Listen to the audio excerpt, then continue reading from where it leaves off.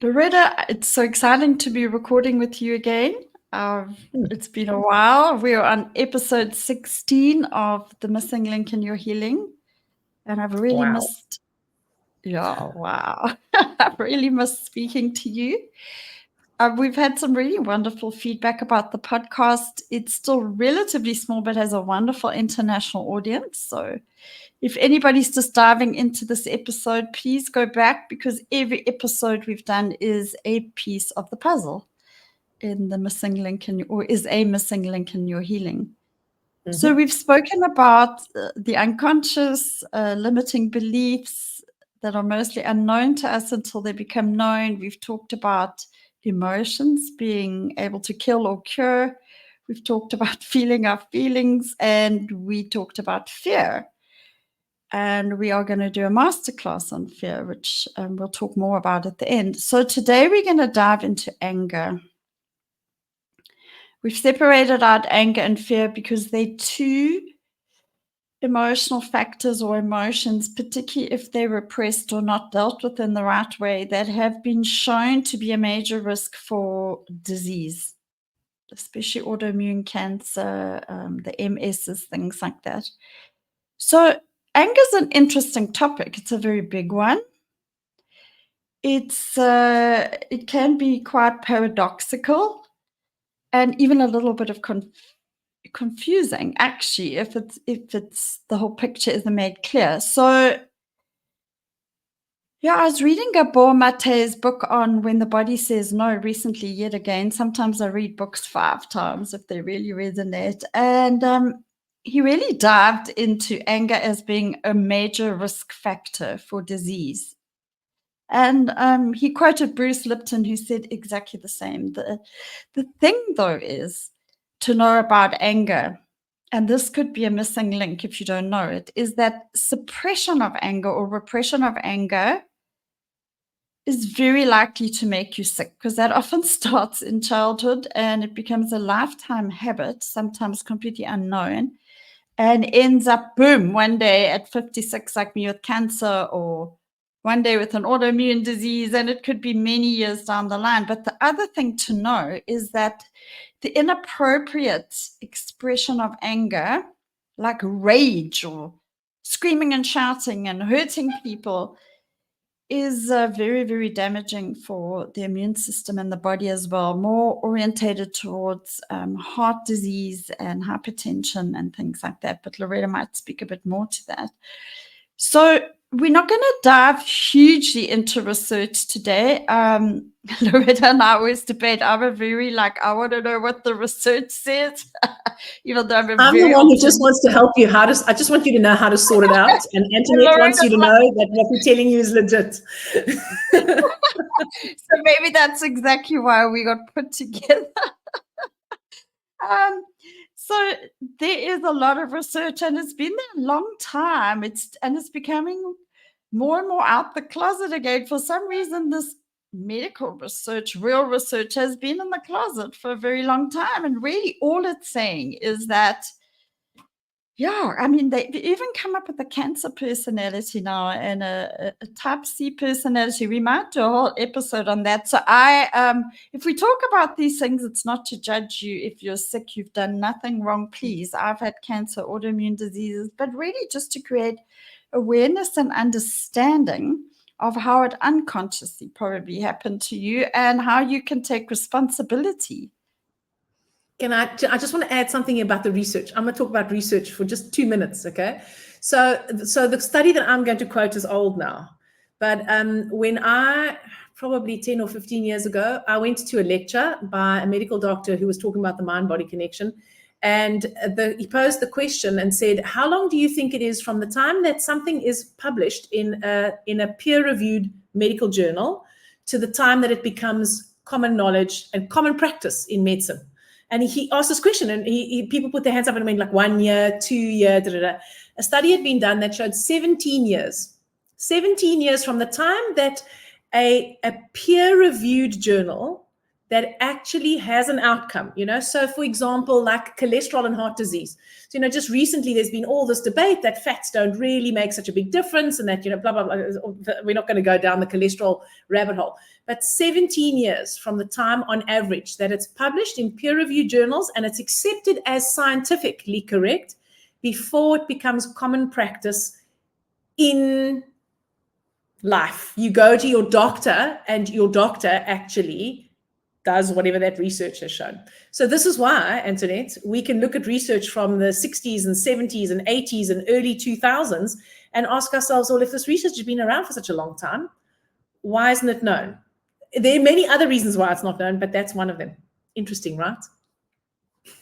Wow, that is so interesting. And I mean, if you start diving into Gabor Mate's work, in particular, I mean, Bruce Lipton I dived into years ago, but I found it quite complex and hard to understand. But Gabor Mate is putting out his work in the most extraordinarily understandable way. He is using his own patients. I mean, in this particular book, he writes up case study evidence, which a lot of people will say is not real kind of research, but we're talking about 100 people here that he's treated with all kinds of things from rheumatoid arthritis to lupus to cancer, and underlying every single way that those people coped in the world or were brought up as kids or developed into adults lies extreme people pleasing, sacrificing themselves beyond the call of anything, but really thinking it's the right thing, extremely suppressing emotions, goes into their childhood. So that book is really worth a read. So we don't want to transcribe it here, but it's his work for me has, in a very simple way, informed the psychoneuroimmunology narrative, which is based on research, and some of it does go back to 1952, and some of it's very recent. So that was very interesting. Anyway, there is no doubt. If you want to know the research, you can email me. I'll send you a document. I've written it all down with all the dates and the researchers.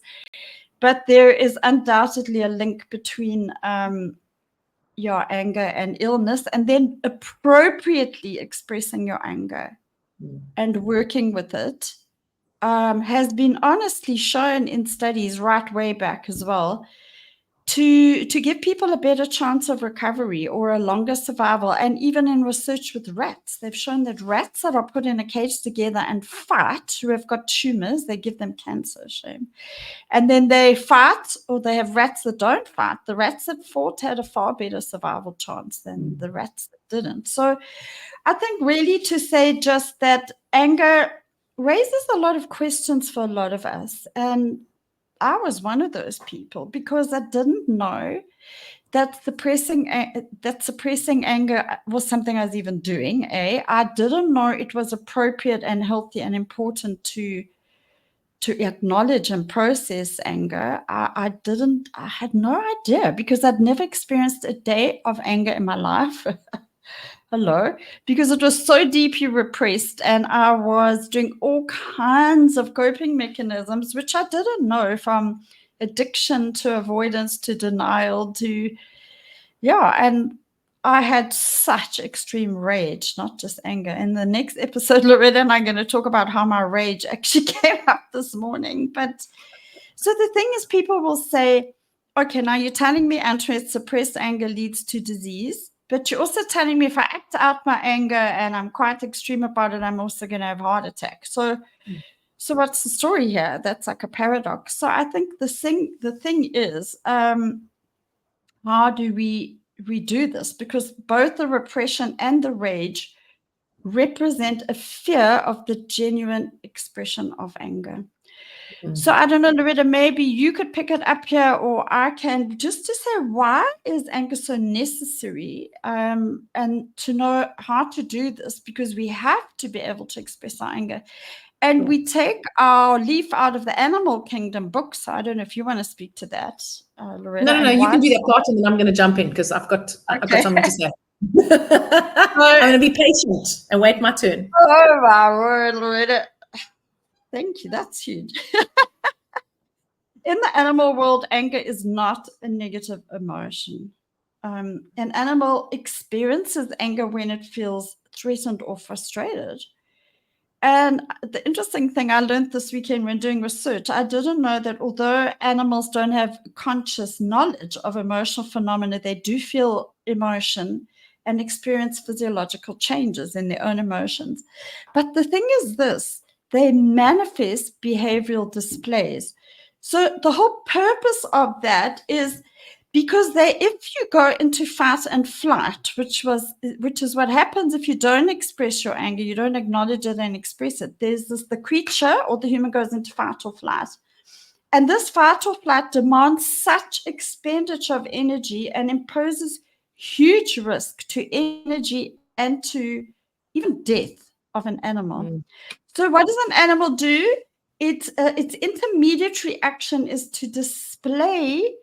It will growl, or it will show its rage in some way, and that might end up saving its life because it could intimidate the hunter. It could actually diffuse the whole potential fight, which could end up in death. And the amazing thing is it's exactly the same in human beings, because we feel anger because we actually we perceive we're being violated, or we are being violated. Our boundaries are being overstepped. Our needs are not being met. And whether this is real or perceived, it's something that underlies many of us feeling that we got to be in control, feeling that we're actually powerless. That's why we overachieve. And anger actually, as Loretta pointed out to me earlier, is a deep reaction to fear and anxiety underlying everything you're on. So in order to go further into this, we actually need to dive into our childhood. Is why do we often not have recognition of anger? Or even if we do, why are we not expressing it or not encouraged to? It's the one emotion in my life, and I don't know if Loretta would agree, where I was like, that's a very toxic emotion, and it's one emotion you really have to get zen about rather than expressing, and particularly anger towards your mother or your parents. Yeah. Can I talk now? So there's a few things that I want to speak to what Antoinette said. So I'm going to start off with what she just said. For many of us, anger is not allowed, because anger is seen as rebellion or opposition to the will of the parent. When the truth is, anger is really just an expression. And for children, it's trying to find out where their boundaries lie. Where do I end? Where do you start? What are the rules that I can get away with, and what are the rules that I can't? And so parents actually don't allow children to express anger, or they almost unconsciously give this impression that it's not good, because we get punished. If you don't listen to your parents, then you get punished. And if your parent calls you out on something and you try and defend yourself, and you've maybe grow up in a culture where you have to respect your parents no matter what, basically the adult's always right. Children don't actually have rights, because that's a very, very, very, it's very common culturally.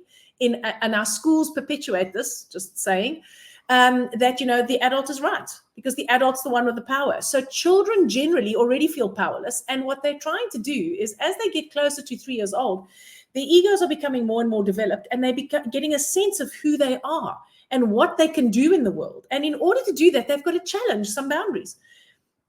It's the adult's job to be clear about what the boundary is, and to impose that boundary in a way that doesn't necessarily have to shame the child because they expressed anger. So when your boundaries are being violated, which is what Antoinette said, if you perceive that someone is violating your boundaries, anger is a normal expression. It's the same thing as the lion, the mane rising, and they're going so that they can intimidate the other animal to get the hell out of their territory, for example.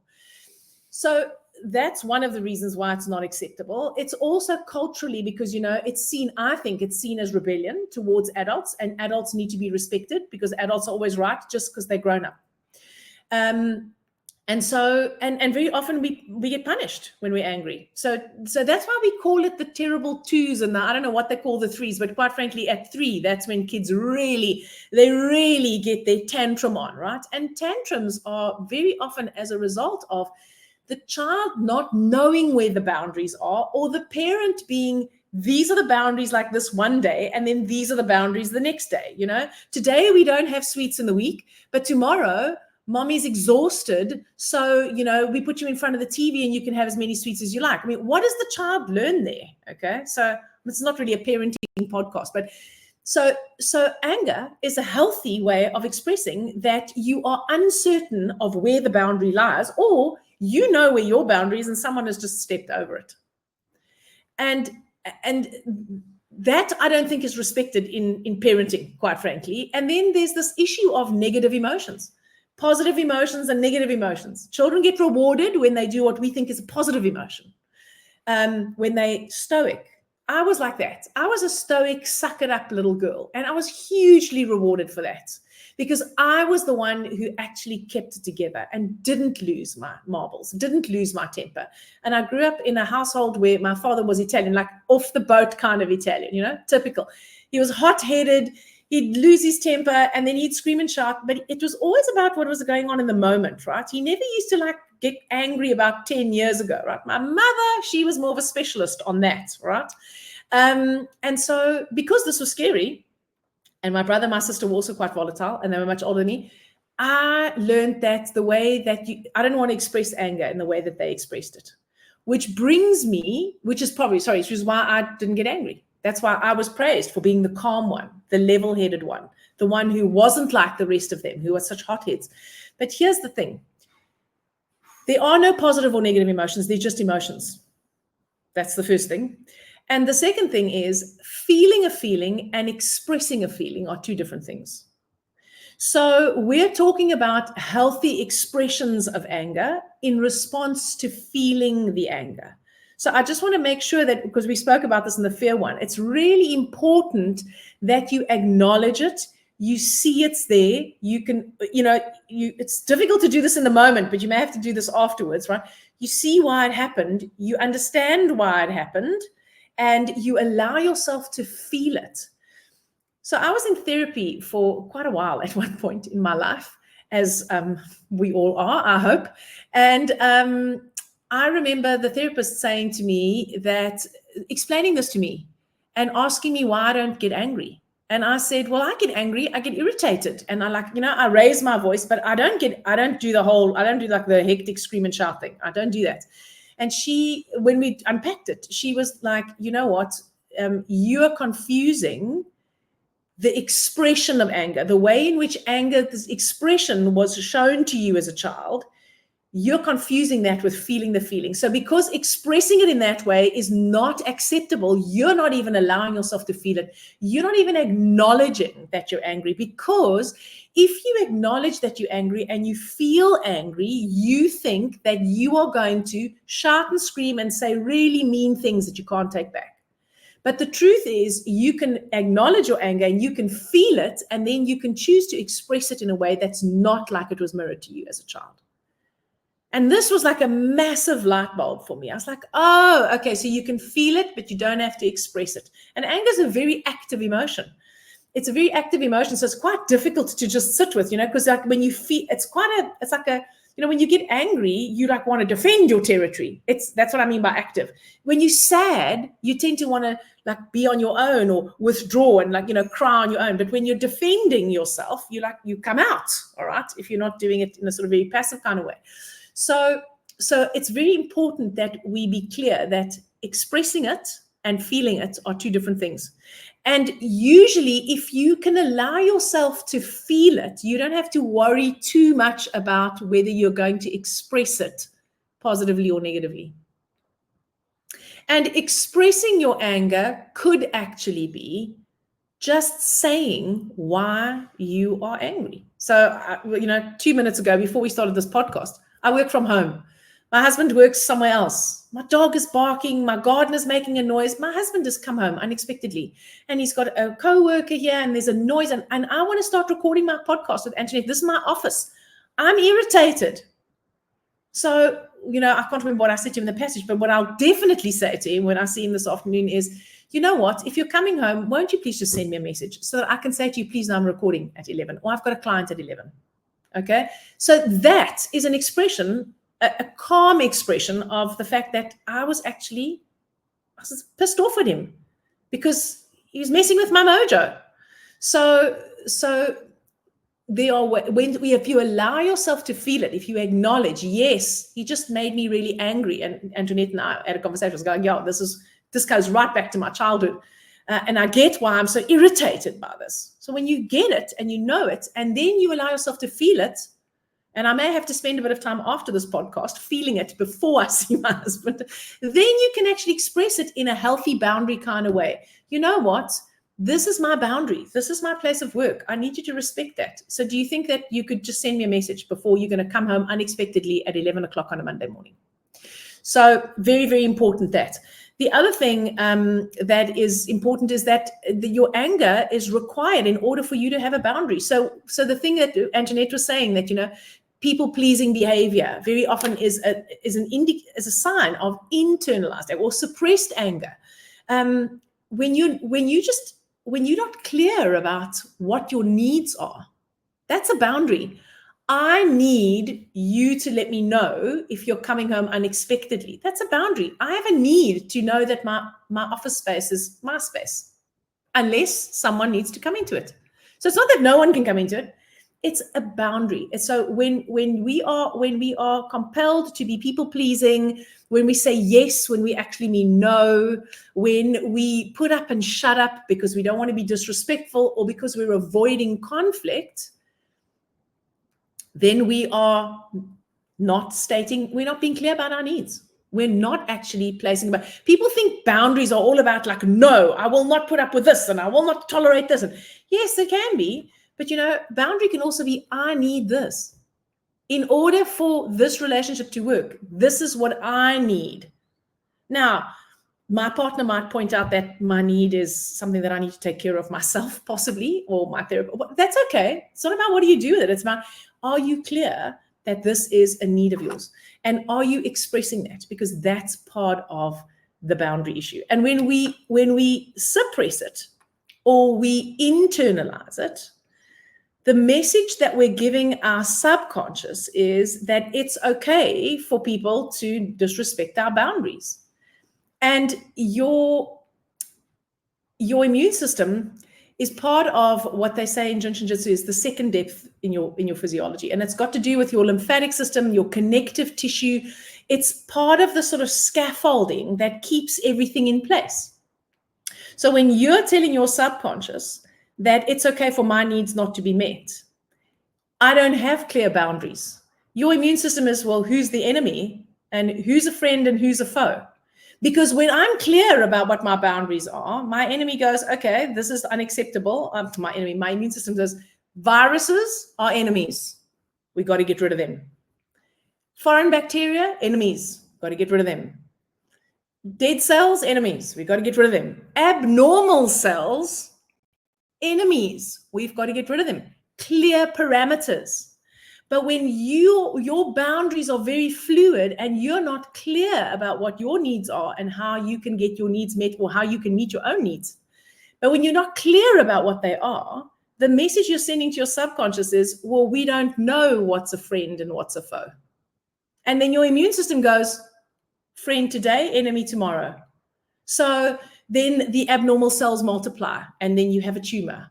Or your immune system starts turning in on your own body. It goes, oh my goodness, that thyroid tissue looks like an enemy. Let's attack it.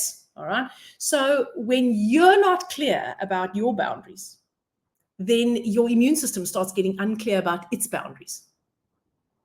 And then you can have a mutiny on your hands. And then we end up ultimately segueing down towards disease. Antoinette, you look like you want to say something. Always. You and I always have something to say. No, wow, yeah, well said. So my childhood was different to yours, and maybe just a reflection on on my childhood and how it informed my adulthood, because I never knew I had anger till I was 56 at all. Really, I had no idea. And that's because any expression of any feeling, and particularly anger, was treated with sometimes physical violence. I mean, hitting or extreme criticism, or, I mean, it just was not acceptable at all to have an opinion. Or so that, coupled with a whole lot of other stuff that happened in my childhood, not to blame or shame it or stick in it, meant that I grew up actually internalizing that anger from the time I was a child. And that's actually when autoimmune thing starts happening, because you're so angry with this mother who's so brutal and cruel and hurting you and neglecting you or whatever. Sure, my mom wasn't that bad, but she was pretty hardcore. And so you're not allowed to express it. You're not allowed to have a boundary. You can't even say anything. So you unconsciously start turning it in on yourself. You direct that anger at yourself. And that's also when there becomes no boundary between self and non-self. It's like, so I grew up being, everybody knows my story, successful. People liked me, etc., etc. But I never knew till 6 years ago that I actually did not really, I had no idea who I actually really was, what my real values were. I couldn't distinguish self from non-self. I still struggle with that. That's why I still sometimes get taken by narcissism or something like that. I find myself reacting in strange ways because, yeah, it took getting cancer and a really good adult child coach to say to me, no, you have to be angry. And in fact, it's probably fury. And this morning I accessed it as rage, which we'll share in the next episode. Next episode, we're going to look at tools, how to create the awareness, how to cultivate it, and how to deal with the anger. Because quite honestly, the important thing, the lesson you need to learn from me, is you cannot have suppressed anger for 56 years not knowing you don't have it, because you are going to end up with an autoimmune disease or 2 or 3 or cancer or something. And that's not to scare you. It's just that we're really trying to prevent that if you haven't got it.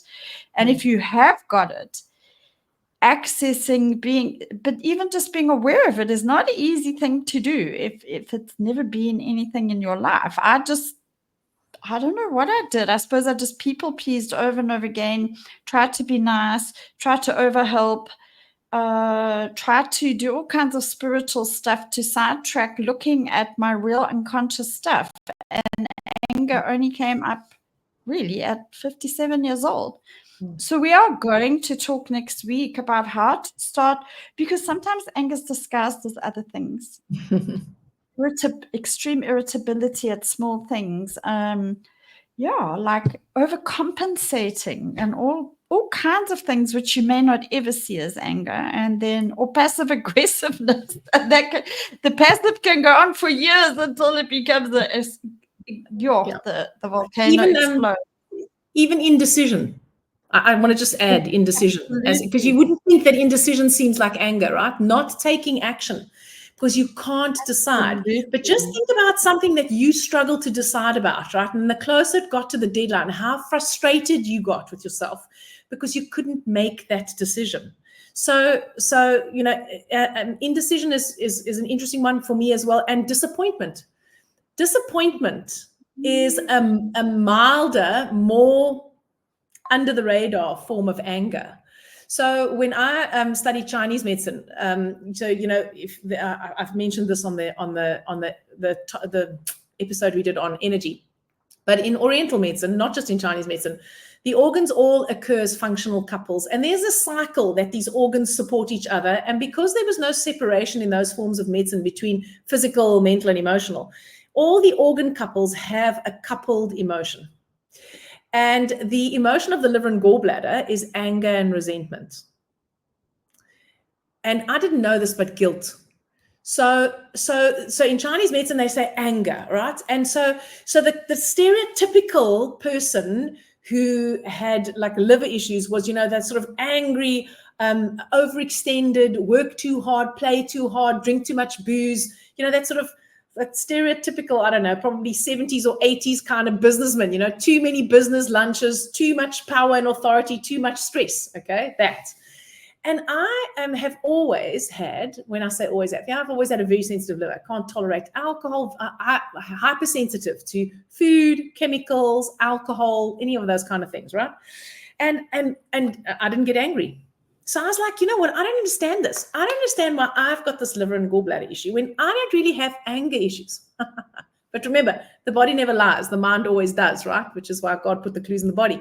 So the liver and gallbladder are coupled organs. And I had gallstones when I was 29, 30, right? And gallstones, I mean, they're like solidified anger. You know, the anger is like a lot by the time you get stones in your gallbladder. And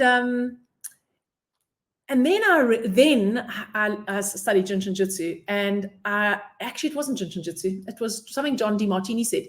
He said, every time you have an expectation that someone else is going to support your values rather than challenge your values, or you have an expectation that you are going to live up to your values and you don't, that disappointment is a liver stress. And I was like, what? Now that makes sense. Because I'm the perennial overachiever, have to get an A, right? I have to get an A+, in fact, you know, very competitive with myself, competitive with other people. Go, go, go, go, go, more. And I let myself down a lot. And I often felt let down by other people. It's like, oh, so that's another form that the anger turns into. And guilt is also a form of anger. It can be. So when we're angry, so I'm going to use my example with my husband. I'm not really, right? But assuming I was furious, I'm angry with my husband because he messed up, right? He didn't respect my boundaries and he actually pissed me off today. And let's just assume that I was really mean, but like super mean, okay? And now I feel guilty. So first I'm angry at him. Anger is I'm externally angry at him. I'm blaming him. And then when I'm blaming myself for having been absolutely so awful and totally having overreacted, I feel guilty because I was so mean. But the truth is I'm angry at myself because I perceive that my reaction would have caused him more pain than pleasure. So guilt isn't, I don't want to cloud the waters here. Guilt is an emotion on its own, but it's an offshoot. It's an internalized anger. So sometimes you don't see the internalized anger because you're not walking around going, I'm so awful and I hate myself and I can't believe I messed up again. But, you know, you might not be having those thoughts, but if you feel guilty, that's actually what's going on because you are berating yourself for having seemingly messed up, done something incorrectly or hurt someone else's feelings or whatever the case may be. So I just want to say one last thing about the liver and gallbladder. So the liver is the organ that's associated with, when the liver is healthy in Jinshinjutsu, they say, then we are very secure in what we believe to be true. And in fact, we know, it's associated almost with faith, all right? So, and because of that, our beliefs, positive, negative, fundamental, limiting beliefs, whichever they are, energetically, they're in our liver. They affect our liver, not directly our physical liver, but think of it as your energetic liver. And the gallbladder says, I know. So when you are clear about your boundaries, this is what I believe is true for me, then it becomes easier for you to make decisions because then I know what's in alignment with who I really am. And then you decrease the hypersensitivity. So if you find yourself being hypersensitive, sometimes being emotionally hypersensitive is another form of anger because the liver and the gallbladder are organs of hypersensitivity in the body. So when you might think that you're only physically hypersensitive, you know, I'm hypersensitive to chemicals in the environment. I'm hypersensitive to noise. I'm hypersensitive to geopathic stress, actually. I mean, I hate admitting it because I feel like, oh, I'm such a wilting lily. But the truth is I can only spend so much time in a shopping center, for example, because it absolutely knackers me out. And it's the geopathic stress in there that I can't handle. That hypersensitivity is an indicator of a hypersensitivity in the liver. And if you're emotionally hypersensitive, again, you might not be expressing it, but you might be experiencing it. I always say, if you're a woman, think of PMS. You know, it's like you almost can't control it. Sometimes the way my husband breathes, if I have PMS, irritates me. Okay, thank goodness those days are over. But you know what I mean, right? So it's like it's almost like you can't control everything. Just irritates you. It works on your nerves. Your breasts might be sensitive. You may have pre-pain before your period. You feel emotionally hypersensitive. That's because your liver is really active just before you menstruate, by the way. But that's another story. So hypersensitivity, you can be very sensitive, but not ever angry. It's a form of it. It's not all it is. You can have other things going on physically, but just know that if you're not sure, just go and look at the body. So like I can tell you that I have never had anger issues in my life. Well, I can also show you the 3 massive gallstones that I passed. So the body doesn't lie, right? I wouldn't have had those gallstones if I didn't have all that suppressed anger. Yeah, when the body says no and the body knows the truth, full stop, hey? And we've been bypassing our bodies for so long. I mean, here I am putting out a podcast on the missing link in your healing. But the reason I can do this with Florida is because I've had to deal with so many of my own health issues. Because I directed my anger inwards, and I never really realized that until preparing for this podcast. I mean, my issue started at 30 with thyroid problems, overactive, underactive. Then I ended up with fibromyalgia some years later, autoimmune disease. I've had arthritis, which is a genetic thing, osteoarthritis and a bit of rheumatoid, and I had cancer. And boom, I find out I've been suppressing all my emotions, turning them in on myself, my anger. So I start working on all these multi-layers of layers and layers. And only in the last 3 years have I accessed the actual habitual feeling and emotion of hating myself and directing this absolute vitriolic anger towards myself. And I could even lie awake at night and I would know I'm doing that and feel the feeling that goes with it. And it's taken me a couple of years now to really work with it. And I think this morning was a big boom with that, but we'll share it next week. But Loretta said to me, because what's the recent thing I've been having? People are going to go, how can you do a podcast on this? But I've been having allergic reactions to food, some kind of food, hypersensitivity to food, and even going anaphylactic. And Loretta said to me, it's wrong thinking. But I've really realized preparing for this episode that it's this internal, I've directed the anger at myself, and I've treated my little child and myself just the way my mother treated me. And so, yeah. That's what we do. And as you said, yeah, we do that. So it's not just me. I'm just extremely self-aware now. And next week, we are going to talk you through, it's quite a process to become, and it takes time, and you really need tools to become self-aware enough to recognize anger, because it lies under it often. Yeah, I mean, I was perpetually, and I only really got this now as well, irritated by and angered about situations outside of myself when I felt they were unfair, if people were being cruelly treated, or animals, or people were over, like my neighbor recently last week, they're building a deck right on my boundary here. It's going to take away all the privacy from my self-catering unit. The noise is going to be extreme. And the anger I had last week, I was like, how could they not come and speak to me about this? Do they not think it's going to affect my life? Who do they think they are? And I'm so furious, but I recognize that my fury is too big, although they are assholes and they shouldn't be doing that and they should have spoken to me.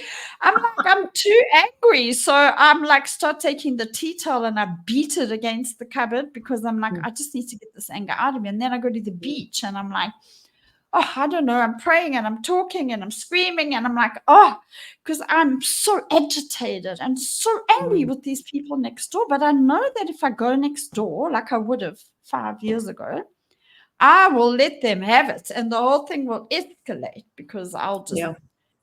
So I had to calm down, and I went and spoke to them nicely, and they were still awful. So that's their stuff. But I only realized this morning that actually that my hypersensitivity to other people overstepping my boundaries, my irritability, I get so irritated and incensed about people being cruel to other people or animals has been all my own internal stuff that I've been projecting outwards. So we're going to go through all of that. What are the signs, because as Loretta says, it's not always overt, like, yo, I'm so furious. I can access that now, but up until 7 years ago, I couldn't. So what are the signs? What's happening in your body that you can stop and say, okay, what is actually going on here? And we'll go through a whole lot of stuff that will really be helpful to work with this. Yeah, I just want to say one thing to the story with the neighbors. I mean, not just that's an example, right? So when we I don't want us to create the impression that it's all your fault, because it's quite easy to do that, especially when you're used to beating up on yourself. You're like, oh, okay. So, now it's so what I'm actually trying to say is, and I know that Antoinette's not doing this, but if Antoinette is now berating herself because she's furious at the neighbor, so she's berating herself for being furious. You're entitled to be furious when people do things that you don't agree with, but you have to take responsibility for your fury. You can't take responsibility for the neighbors being inconsiderate and building the deck. You can't take responsibility for that, but you can take responsibility for your physiological response. Because when you go from annoyed to like furious and irritated and are not able to process that in any kind of way, that turns inwards. Not that you're necessarily angry at yourself, but that's going to start affecting your physical body. It's Absolutely. like, there's that saying about, drinking the poison that you want for others. That's actually what it is, right? It does not mean that others get let off the hook and you don't go. So, Antoinette could have just said, oh, well, I've processed my anger now and the neighbors are assholes. There's no point in me going to speak to them, and not actually have been clear about her boundaries, because the actions that you take inform your subconscious mind about what's true for you. And your subconscious mind is going to keep on creating scenarios that reinforce that. So if Antoinette processes her anger and takes all the responsibility for her anger and doesn't actually go to the neighbors, her subconscious, the message she's sending her subconscious is, well, I never have to go into conflict situations and I never have to speak my truth because I can just process my anger myself. And so her subconscious goes, okay, well, avoid conflict, never speaks her truth. Well, that means that's okay. Other people can just do whatever they want over her boundaries. Yeah, right? They can overstep your boundaries. Exactly. So when Antoinette goes to speak to the neighbor, it's not about, does the neighbor go, oh, you're so right, I'm an idiot, I shouldn't be doing this. What are the chances? It's about her subconscious getting the message that she matters enough to articulate her needs and to be honest about what it is that works for her and doesn't work for her. So now her subconscious goes, oh, what she's actually telling me is her needs matter. Her boundaries are important. Let's find more opportunities for her to create firmer boundaries. So it's seldom about the action. It's about the action, but it's also about what is the action telling your subconscious. So when you are enraged and you go next door and you scream like a banshee, right? What your subconscious is getting is, I'm out of control. I feel absolutely powerless. And so I'm going to rage in this way, which is going to not get me what I want, which actually means I don't really deserve to get what I want. Okay. And then that informs your reality further down the line. So it's really important that we also are attentive to when we take an action or an inaction, what's the message our subconscious is getting? So when I go, it doesn't matter. Yeah, it doesn't matter that sorry, Antoinette. When I go, it doesn't matter that you've overrun my boundaries. What is the message I'm sending to my subconscious? It's okay for people to overrun my boundaries, which means I create more situations in my life where people overrun my boundaries. That's not what I want. And I just want to say one thing. Sorry, before I'll make a cross with my fingers and I'll remind myself. Go. I want to just mention something about conflict. This is one of the reasons why people suppress anger, is because we think that if we're angry, it's going to lead to a fight. We think of conflict as combat, and so especially if you think the person that you have a conflict with is stronger, that is bigger than you. Let's just say that they are physically bigger than you and they're richer than you and they know more people than you do and they're more connected than you and now you're powerless, right? It's like you can't articulate that to them because you are so powerless and they are so powerful. And if you confront them because you think it's combat, you immediately assume you're going to lose. But conflict is merely, in my opinion, going where you haven't gone before, where it's uncomfortable. That's a conflict. Doing something you don't want to do, like going to have the conversation with the neighbor anyway. All right. And so because we're so conflict averse, because none of us want it to be ugly, some of us more so than others, but we don't want it to be ugly. We don't want to make waves. We don't want to upset the other person. And then we say to ourselves, well, it's probably not going to have any effect anyway. And so we don't take that action. We avoid the conflict. But conflict is the crucible for creation. So if Antoinette has a confrontation with her neighbors and they say whatever, then depending on what their response is, Antoinette can then decide what she's going to do. I don't know, maybe she erects a wall, maybe she moves, maybe, I don't know, but she has options, right? Because she's actually not powerless. So very often I think the reason why we suppress our anger, this is certainly what I did, was I just didn't get angry because for me, anger was always associated with these conflicts that were generated in my family, people getting really angry, getting out of control, and then saying things that were really mean that they couldn't take back. Mm-hmm. I remember when I was little thinking, I don't know how we're going to come back from this. I don't know how they're going to come back from this tomorrow. And you know what they did? They swept it under the carpet. Someone apologized to someone else. And then we just business as usual until we had the next fight. So what I learned was there's no point in losing your temper because nothing ever gets resolved. People only say really mean things and you can't come back from that. And so for me, whatever was necessary to avoid that conflict was necessary. So what did I do? Unconsciously, I just don't get angry. I don't get angry so that I don't have to have the conflict. So yeah, because we so if you're conflict averse, it doesn't mean you have lots of suppressed anger. Most of us are conflict averse because we think conflict means fighting war and someone has to win. Mm-hmm. That's not what conflict actually is. Conflict can be merely being clear about your boundaries or articulating your needs. The other person doesn't have to like it. And we don't have to scream and shout necessarily. No, and I mean, what what happened to me as a child, I think happens to most children, but it's very severe for some kids, is that if you get punished and therefore it's perceived withdrawal of love by the person who's your 100%. Nurturer, your mother or your father, particularly your mother, then you are never going to feel safe expressing anger because it's an attachment issue. It's like, oh my word, I'm not going to be liked, I'm not going to be loved if I express my needs, my boundaries, my anger. And so we will. That's why it's important to recognize it and have the tools, but we also don't have to rant and rage. We don't have to scream and shout. So I never used to get angry. And when I did, you did not want to be in that boxing ring. Doesn't matter whether you were forward or you were a friend. And it has its place that as well. I won a court case against Technicon Natal, but of course I didn't rant and rage. You've got to be able to take the action and draw the boundaries in a way that gives you the best chance of achieving an outcome. And if you don't achieve an outcome like next door, at least my primitive brain, where that automatic response sits, said, okay, she's taken some action. So even if the action doesn't end up in the result I want, it becomes subdued. I think that's what you're saying. Yes, it's like 100%. Yes. Anyway, do we need to say more now, or do we? No, I think I'm done. I'm done for this week.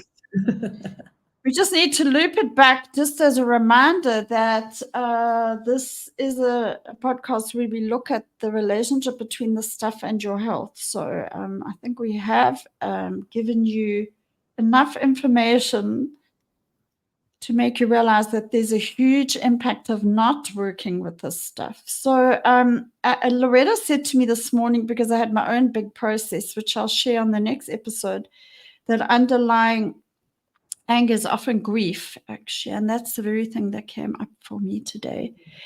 And a lot of fear, which I'd accessed. But the fear is often because the anger is unprocessed. So anyway, all of that is to just remind you that this Thursday, we're doing a masterclass on fear, how to deal with your fear, particularly in relation to illness and dying, but really the tools apply to fear in general.